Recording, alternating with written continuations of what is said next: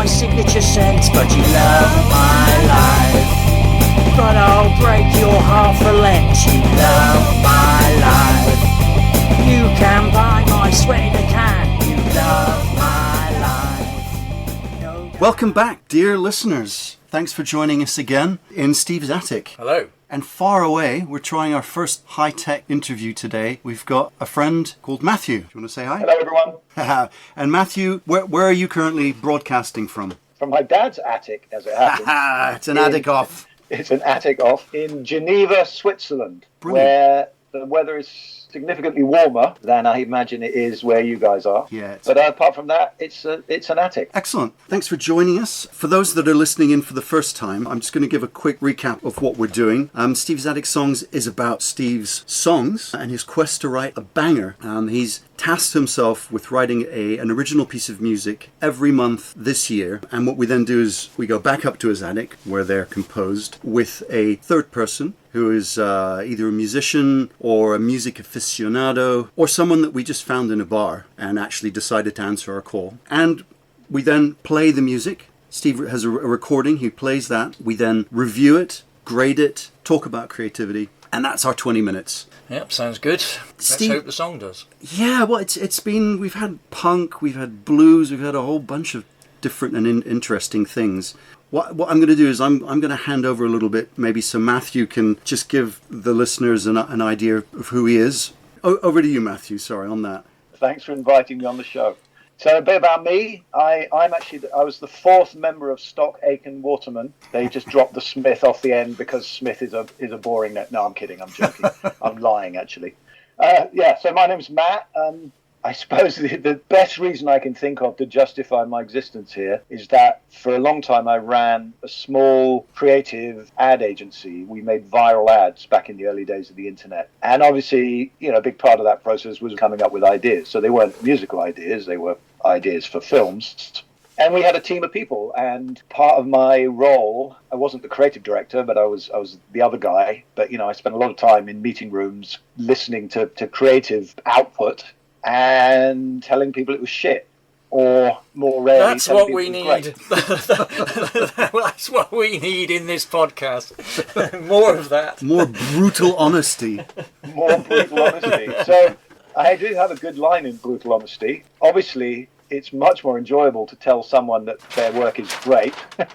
And I suppose the big difference is when I was giving negative feedback, particularly, I could explain why. So that's me. And I'm very excited to be on the show. I'm looking forward to hearing the song. Well, but that's great. It was all around the creativity. That's why I did think of you, because it's not just music; it's the creative process and opinions and opinions. Yeah, we do need people who are going to say what they think and be able to articulate that in a witty and energizing way. No pressure. Wow. No pressure there. So let's cue up this song. Are either of you familiar with a police programme called Taggart, based in Glasgow, Scotland? Yes. I borrowed some motifs from that and style. So you're probably looking at 80s rock. It's going to sound like a porn soundtrack. Is what I'm hearing. Well, we'll see. But that's all I'll say for now. I can talk about it in a little bit more detail afterwards. So for your appreciation, I present to you Love Crime.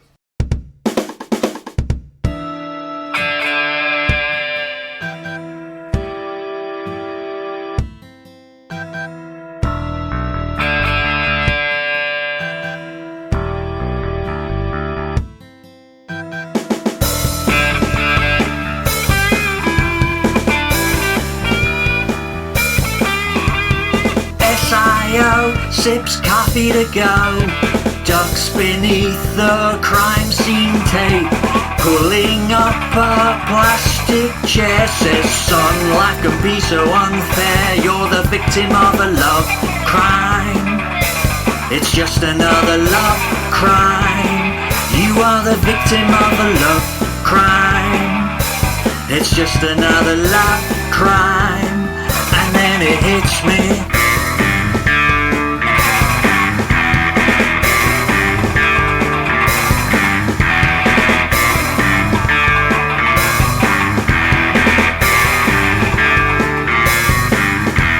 Detective Sergeant seen it all, holds the door to a waiting car, turns to me as he buckles in, says, son, she won't get far. We're all the victim of a love crime.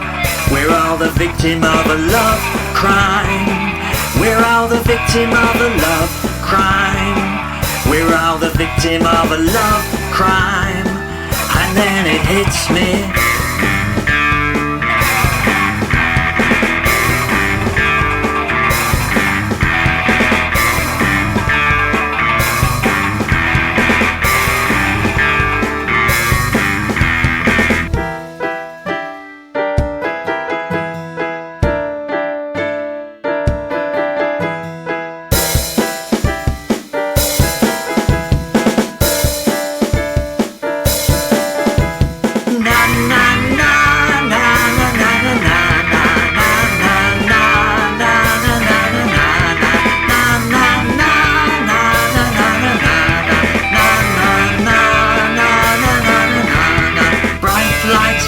In the witness room for the identity parade, would-be suspects shuffle in, and there she is, and there she isn't. Love crime, it's just another love crime. We are the victims of a love crime. It's just another love crime. And then it hits me, na na na na na na na na na na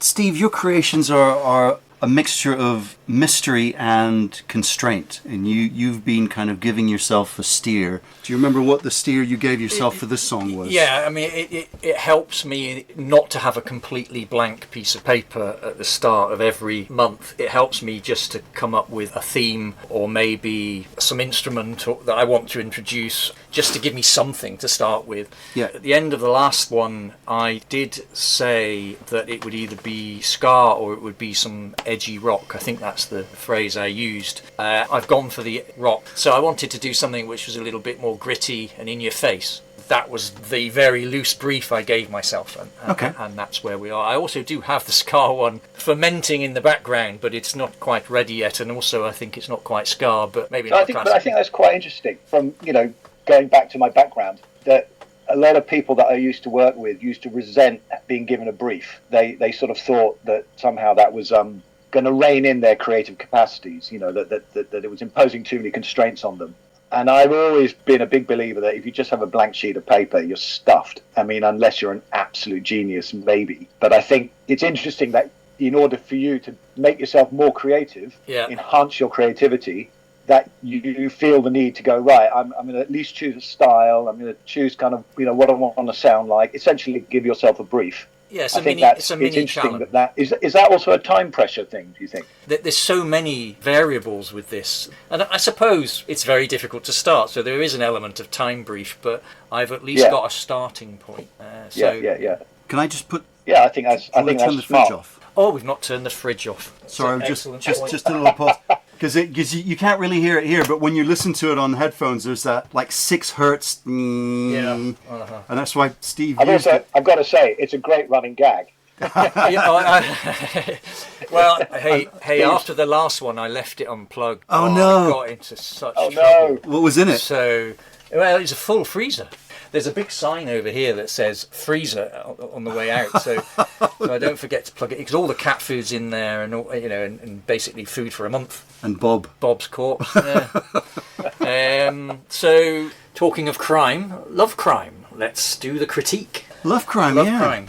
What did you think of that, Matthew? I enjoyed it. I liked it as a song. I thought it was good.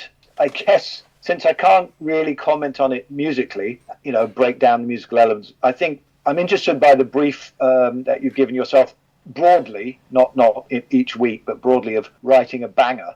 And I guess my big criticism was I'm not hearing a banger in that tune. I'm hearing more of a slow burn, one that you listen to, you have to listen to a few times and it kind of reveals itself. But I think the elements are there. I think it's a song that, well, for a start, it's a song that I want to listen to again. So I think that's a good, compared to, say, the first track, which I just never wanted to listen to. Sorry to be rude.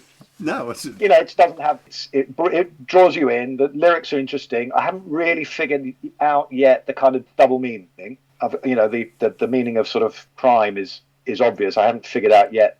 I'm pretty sure there's an underlying layer about love and relationships, but I haven't figured it out. So you want to listen to that again, figure that out. And I think it's more that kind of song. I mean, the kind of, I can't even redo it, but the sort of na, that bit, that's got, I can imagine people waving their arms about to that. Good. But not really the rest. So that would be my criticism of it. But I like it. It's upbeat. It feels like a whole. I think the elements coalesce well. Mm-hmm. Some of the previous tunes felt a bit disparate. The elements all felt a bit disparate. I know that's a production thing, and if you just kept working on it, you could improve that. But I assume it's a production thing. But this one it feels like a piece of music. It feels like all the elements are kind of make an aggregate, add up to more than the sum of its parts, I guess.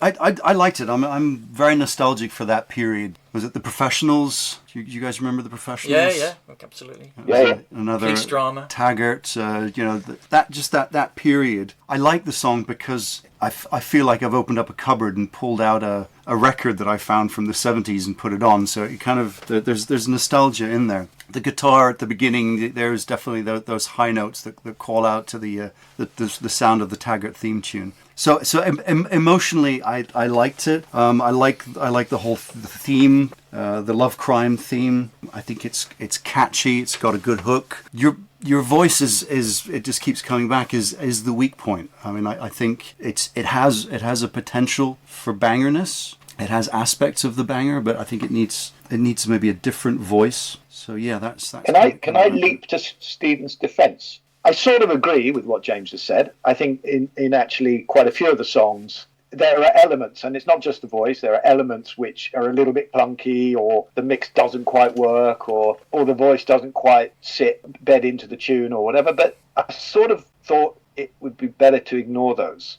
Because although I don't know about film production, I do know about film production. Although I don't know about music production, I imagine it's kind of the same as film production in that you can get about 80% of the way in about 20% of the time. And then the remaining 20%, which is all the perfection, getting everything to sound really great, takes another 80% of the time. And if you're trying to do that in a month, and I assume you also, have other things you have to do in your life.